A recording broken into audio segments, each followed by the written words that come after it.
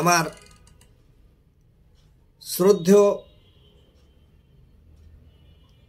সহকর্মী এবং স্নেহের যারা বয়সে ছোট, যারা ডায়াবেটিস টাইপ 2 রোগে আক্রান্ত বা ভুগছেন, তাদের উদ্দেশ্যে আমার আজকের এই ভিডিওতে বক্তব্য হচ্ছে, ডায়াবেটিস একটা মেটাবলিক ডিসঅর্ডার রিলেটেড ডিজিজ। প্যানক্রিয়াসের আইলেটস অফ ল্যাঙ্গারহ্যান্স এর থেকে যে ইনসুলিন তৈরি হয়, ডায়াবেটিস টাইপ 2 রোগীদের ইনসুলিনের পরিমাণ কম থাকায় এই ইনসুলিন এবং কার্বোহাইড্রেট জাতীয় খাবার বা মিষ্টি খাবারের এই সমন্বয় করার জন্য আপনি ডাক্তারের পরামর্শ মোতাবেক নিয়মিত ওষুধ খাচ্ছেন এবং এই রোজা থেকে ডায়াবেটিস কমানোর কথা ভাবছেন। আপনি যাই ভাবেন না কেন, আপনাকে মনে রাখতে হবে আপনি যথাসম্ভব কম পরিমাণে কার্বোহাইড্রেট নেবেন। ভুলেও মিষ্টি কিংবা মিষ্টি জাতীয় খাবার খাবেন না।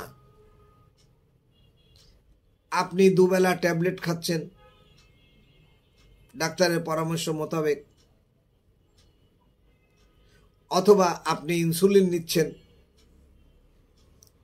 সেই জন্য স্বাধীন মতো খাওয়ার কোনো সুযোগ আপনার কাছে নেই। ডাক্তার সব সময় আপনার সাথে থাকে না, আপনার কাছে থাকে না, ডাক্তারকেও আপনি সর্বদা পান না। আর আপনি অসুস্থ হলে আপনি সহ পরিবারের সবাই অসুস্থ হয়ে যায়, অর্থের নষ্ট হয়, শরীরের ক্ষতি হয়। ডায়াবেটিস হচ্ছে মাদার ডিজিজ। আপনি যে রোগ কখনো ভাবেন না ডায়াবেটিসের কারণে সেই রোগ আপনার হতে পারে। আপনার ব্রেন কমে যাবে, সেক্স কমে যাবে, শরীরের শক্তি কমে যাবে, অনেক ধরনের সমস্যা ডায়াবেটিসের কারণ হয়ে থাকে।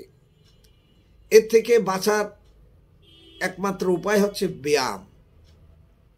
সকাল বিকাল ব্যায়াম করবেন, খেলাধুলা করবেন, লন টেনিস খেলবেন, টেবিল টেনিস খেলবেন, সাঁতার কাটবেন। আপনি প্রতিদিন ৪৫ মিনিট হাঁটবেন, তবে সে হাঁটা যেন কর্নওয়ালিসের হাঁটা না হয়, অর্থাৎ ৩ ইঞ্চি কার্পেটের উপরে চপ্পল পায়ে দিয়ে হাঁটলে হবে না।